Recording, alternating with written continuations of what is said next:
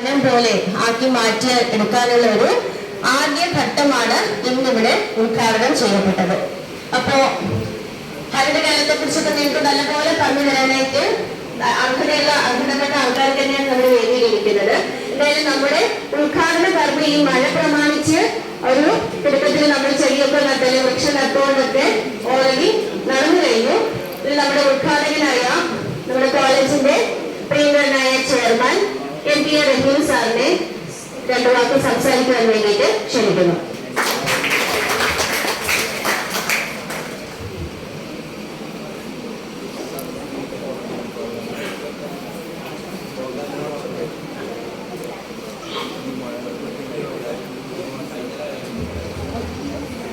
പ്രിയപ്പെട്ട പ്രിൻസിപ്പൽ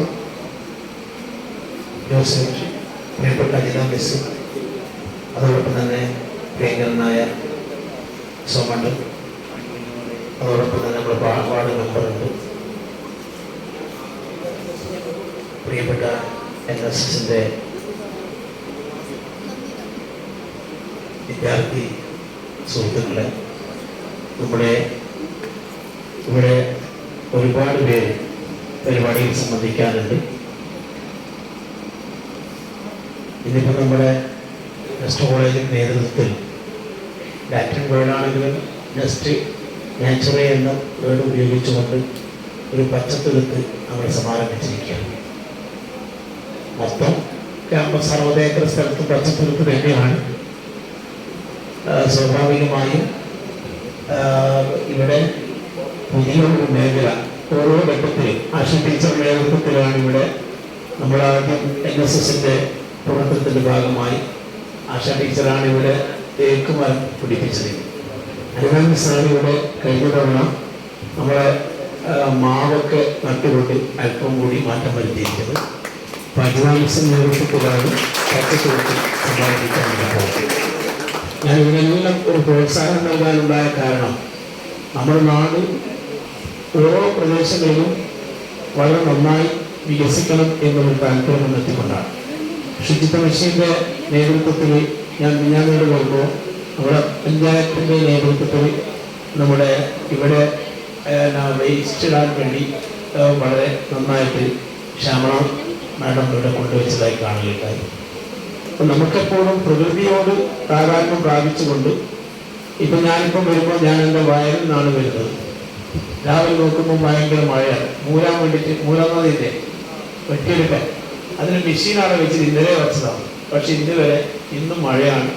അത് എടുക്കാൻ വേണ്ടി കഴിയാത്തൊരവസ്ഥാ വിശേഷത്തിലാണ് നമ്മളുള്ളത്. അപ്പോൾ പ്രകൃതി പലപ്പോഴും നമുക്കെതിരായി വരുന്നു എന്നുള്ളത് നമ്മുടെ മുമ്പിൽ നിൽക്കുന്നത്. കേരളത്തിൻ്റെ ഒരു പശ്ചാത്തലം അങ്ങനെയാണ്. ഇപ്പോൾ നമ്മളെ റോഡ് കാണുന്നില്ലേ, ദേശീയപാതയുടെ റോഡ് കഴിഞ്ഞ വെള്ളപ്പൊക്ക സമയത്ത് തകർന്ന തരിപ്പണമായി. കാരണം നമ്മുടെ പ്രകൃതിയോട് പരിസ്ഥിതിയോട് താതാത്മ്യം പ്രാപിക്കാത്ത രൂപത്തിലുള്ള പ്രവർത്തനവുമായി മുന്നോട്ട് പോകുന്നതുകൊണ്ടാണ് ഇതൊക്കെ നടക്കുന്നത്. അതുകൊണ്ട് നമ്മുടെ സാഹചര്യവും അതോടൊപ്പം തന്നെ നമ്മുടെ സംവിധാനവും ഒക്കെ അതിനനുസരിച്ച് മാറണം എന്നുള്ളതാണ് ഞാനിവിടെ സൂചിപ്പിക്കാൻ ആഗ്രഹിക്കുന്നത്.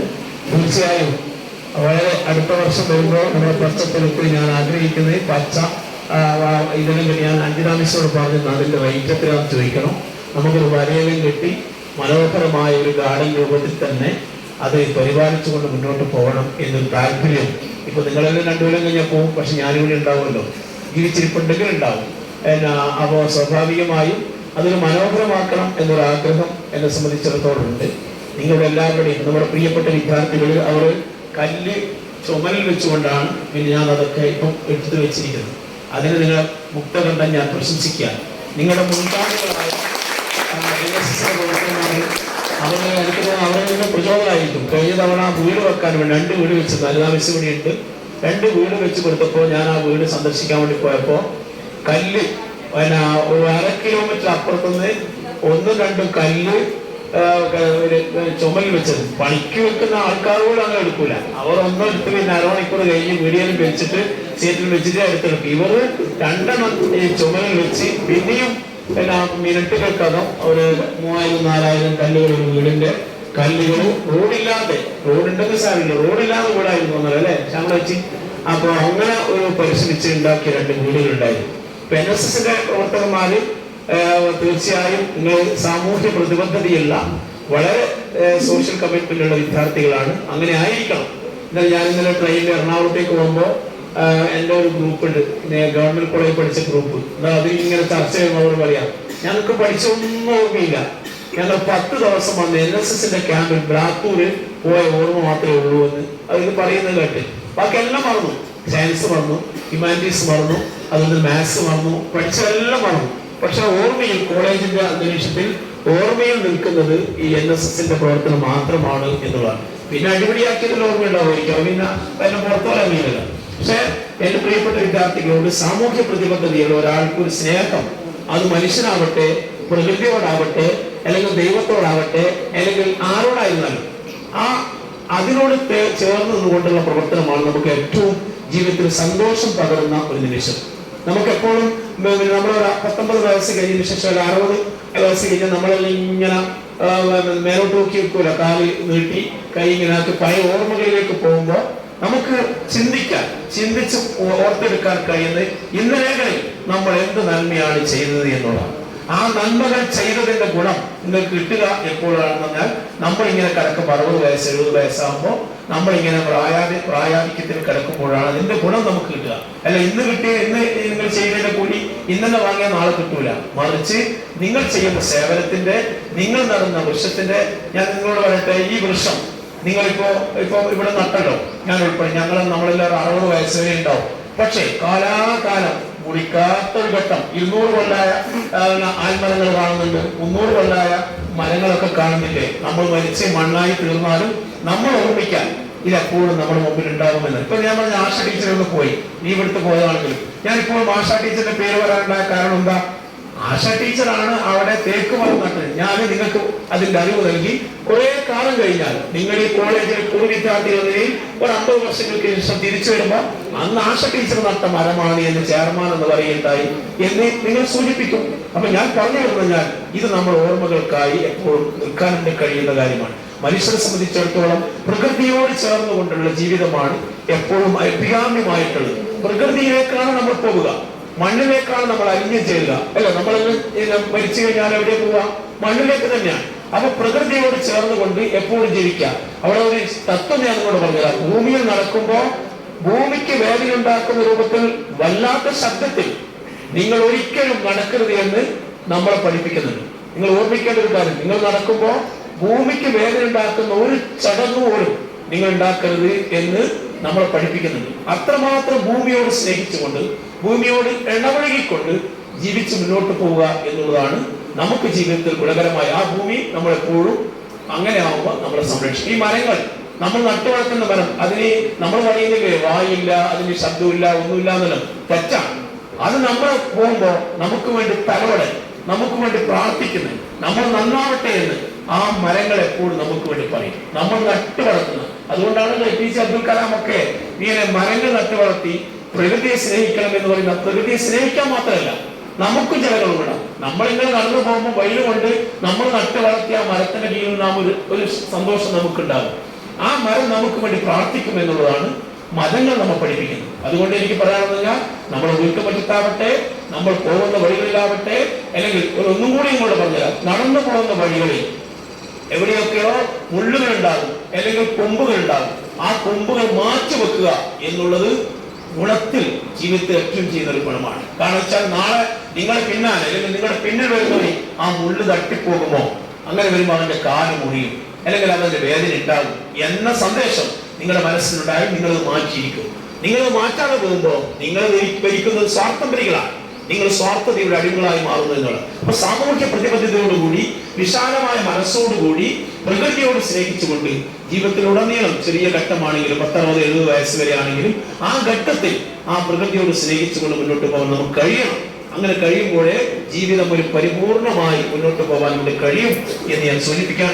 ഈ പച്ചത്തുരുത്ത് അത് ഇവർക്ക് ഒരു ഫോട്ടോ എടുക്കാനോ അല്ലെങ്കിൽ ഒരു അവാർഡ് കിട്ടാനോ അല്ല, അതിനുവേണ്ടി ആവരുത്. മറിച്ച് നമ്മൾ അതിനെ സ്നേഹിച്ചുകൊണ്ട് എന്നും എന്റെ നെഞ്ചോട് നമ്മളൊക്കെ നമ്മളെ അമ്മയെയും അച്ഛനെയും ഒക്കെ എങ്ങനെയാണോ സ്നേഹിക്കുന്നത്, അതുപോലെ നമ്മൾ നട്ടിട്ടില്ലെങ്കിലും മറ്റു മരങ്ങളോടൊക്കെ മുറിക്കുമ്പോൾ നമുക്കൊക്കെ, എന്റെ പ്രായമുള്ള ഒരു ഉമ്മയുണ്ട്, ഞാൻ ഇന്നലെ മരത്തിൽ മാവിന്റെ കൊമ്പ് കഴിക്കാൻ വേണ്ടി പോയി.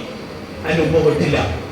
അതിന്റെ ഉമ്മ പറയുന്ന കൊമ്പ് കഴിക്കേണ്ട, കാരണം അവർക്ക് വേദനയാണ്. അവർ നട്ട മരത്തിന്റെ കൊമ്പ് കഴിക്കാൻ പോലും അവർക്ക് സത്യത്തിൽ മരത്തിന്റെ കൊമ്പ് കഴിക്കാൻ നല്ലതാണ്, പക്ഷെ അവരുടെ മനസ്സിനകത്ത് ഒരു വേദന അവരെ അലട്ടുന്നു എന്നുള്ളതാണ്. അത് പ്രായമുള്ളവർക്ക് ഉണ്ടാകുന്ന ഒരു വേദന. ഇതുപോലെ നിങ്ങൾക്ക് ഉണ്ടാവുമായിരിക്കും. അപ്പൊ മരം മുറിക്കാൻ വേണ്ടി പോകുമ്പോഴും അതുകൊണ്ടാണ് ഇവരൊക്കെ നമ്മൾ പറയുന്നത് മരം മുറിക്കണ്ട, ഈ പരിസ്ഥിതിക്കാര് നമ്മൾ കുറ്റപ്പെടുത്തുന്നില്ലേ, തെറ്റാണ്. അവർ മരം മുറിക്കണ്ട. പിന്നെ നമ്മുടെ വീട്ടുമുറ്റത്ത് ചായുന്ന മരം ഫലം കായ്ക്കുന്നതാണെങ്കിൽ അത് നമുക്ക് ബുദ്ധിമുട്ടാണെങ്കിൽ ഇതാക്കാം എന്ന രൂപത്തിലൊക്കെയാണ് നമ്മൾ ചെയ്യുന്നത്. പക്ഷെ മരത്തെ പരമാവധി സംരക്ഷിച്ചു നിർത്താനുള്ള ഒരു ദൗത്യം നമ്മൾ നിർവഹിക്കണം എന്നുള്ളത്. മുമ്പൊക്കെ തേങ്ങയുടെ മരത്തിലുള്ള കാലത്ത് വെക്കുമ്പോൾ തേങ്ങ നമ്മള് ബുദ്ധിമുട്ടിക്കില്ല എന്നൊക്കെ ഒരു തത്വം പഴയ കാലത്ത് ആൾക്കാർ പറയുന്നുണ്ട്. അപ്പോൾ ഒരുത്തം പറഞ്ഞു എന്റെ കാറ് വിളിഞ്ഞ് തേങ്ങ, ഞാൻ നീ എന്തെങ്കിലും ചെയ്തിട്ടുണ്ടാവും. ആ മരത്തിനോട് ദ്രോഹിക്കുമ്പോൾ ആ മരത്തിനോട് നമ്മളിപ്പോൾ ചെയ്തുകൊണ്ടിരിക്കുന്ന പ്രായം അല്ലെങ്കിൽ പ്രകൃതിയോട് ചെയ്യുന്ന ദുരന്തങ്ങളാണ് നമ്മൾ ഏറ്റുവന്നത്. അതുകൊണ്ടാണ് ഈ പ്രളയങ്ങൾ വരുന്നത്. അതുകൊണ്ടാണ് നമ്മൾ ശരിയായി ചോദിച്ച പോലെ കടലിൽ മഴ വരുന്നില്ല എന്ന് ചോദിച്ച പോലെ അതിനൊരു ചോദിച്ചത് മറുപടിയില്ല.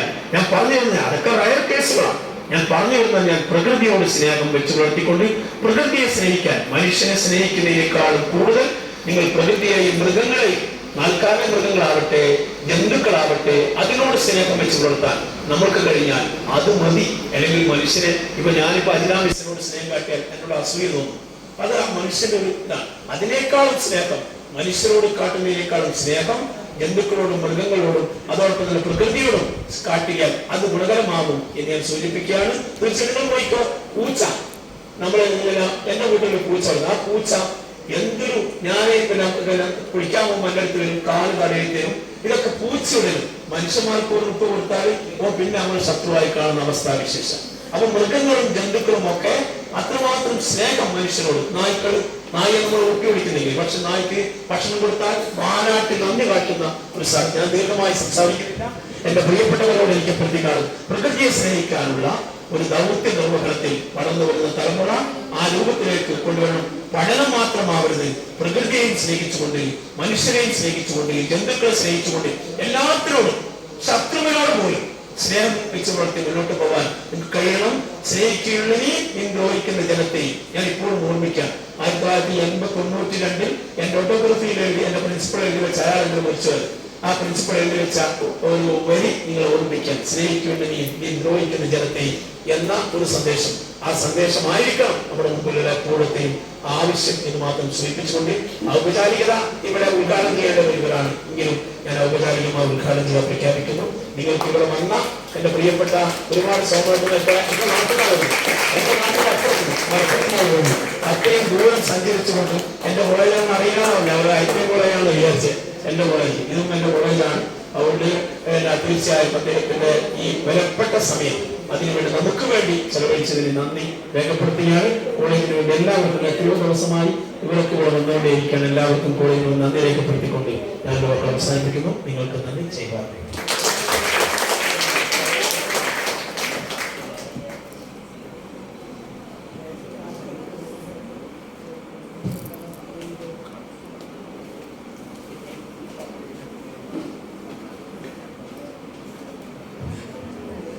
നമുക്കിന്ന് മുഖ്യാതിഥിയായി ഇവിടെ എത്തിയിരിക്കുന്നത് ഹരിത കേരള മിഷന്റെ ഡിസ്ട്രിക്ട് കോർഡിനേറ്ററായ സോമശേഖരൻ സാറാണ്.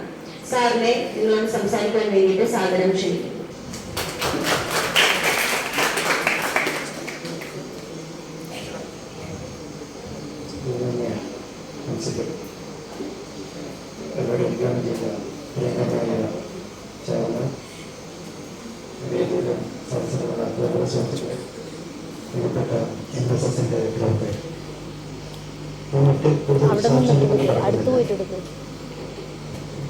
ചെയർമാൻ ഇവിടെ നിന്നാണ് പരിചയപ്പെടുന്നത്. ചെയർമാന്റെ മറ്റൊരു കോളേജിൽ ഞങ്ങൾ സ്ഥിരം പോകാറില്ല, ITM കോളേജിൽ സ്ഥിരം ഞങ്ങൾ പോകാം. ഇവിടെ എത്തിയപ്പോഴാണ് ഇതുകൂടി അദ്ദേഹത്തിന്റെ സാന്നിധ്യത്തിന്റെ കാരണത്തിലാണ് പ്രവർത്തിക്കുന്നതെന്ന് അറിയാം. വലിയ സന്തോഷമുണ്ട്. അതിനെ പരിചയപ്പെടാനും ഇവിടുത്തെ സാഹചര്യങ്ങൾ മനസ്സിലാക്കാനൊക്കെ പറ്റുന്നതിൽ വലിയ സന്തോഷം. ഞാൻ കൂടുതൽ വിശദീകരിക്കുന്നില്ല. നന്നായി ചെയർമാൻ പറഞ്ഞു എന്നുള്ളതാണ്. ഞാൻ അദ്ദേഹത്തെ വളരെ പറഞ്ഞു. നമ്മൾ ഹരിത കേരള മിഷന്റെ പ്രഭാഷണം നടത്താൻ പറ്റിയതാണ് എന്ന നിലയിൽ അദ്ദേഹത്തിനെ അടുത്ത രീതിയിൽ ക്ഷമിക്കാൻ പറ്റുന്ന രീതിയിൽ, കാരണം നന്നായി ഞങ്ങൾ പറഞ്ഞേക്കാളും മെച്ചപ്പെട്ട രീതിയിൽ അദ്ദേഹം കാര്യങ്ങൾ പറയുന്നുണ്ടെന്നുള്ളതാണ്. അതൊരു വലിയ ഭാഗ്യമാണ്. സാധാരണ രാഷ്ട്രീയക്കാർ എന്ന് പറയാമോ? രാഷ്ട്രീയക്കാരെന്ന് പറയാൻ പാടില്ല. അതാണ് രാഷ്ട്രീയക്കാർക്ക് പ്രകൃതി എന്നൊക്കെ പറയുമ്പോൾ വളരെ പുച്ഛമാണ്. കേരളത്തിൽ നല്ലോണം ഉണ്ടാകാം. പുച്ഛത്തോടുകൂടിയാണ് നമ്മുടെ പല രാഷ്ട്രീയക്കാരും പരിസ്ഥിതി പ്രവർത്തകരൊക്കെ ചീത്ത വിളിക്കുന്നത്. പക്ഷെ അത് ഇപ്പോൾ കുറേ മാറ്റം വന്നു. കുറേ നാളായിട്ട് ഇപ്പോൾ ആൾക്കാരെ കൊണ്ട് തിരിച്ചറിവ് വന്നു തുടങ്ങിയിട്ട്